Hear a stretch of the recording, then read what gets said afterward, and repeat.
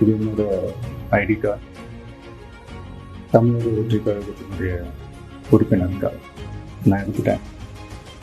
பிறப்புக்கும் எல்லா உயிருக்கும் அப்படின்ற ஒரு அடிப்படை சமத்துவ கொள்கையை ஃபாலோ பண்ணி வரப்போகிற சட்டமன்ற தேர்தலை நோக்கி என்னோட பயணத்தில் இணைஞ்சி மக்கள் பணி செய்ய நாங்கள் ஏற்கனவே வெளியிட்ட எங்கள் கட்சியினுடைய உறுதிமொழியை படிங்க.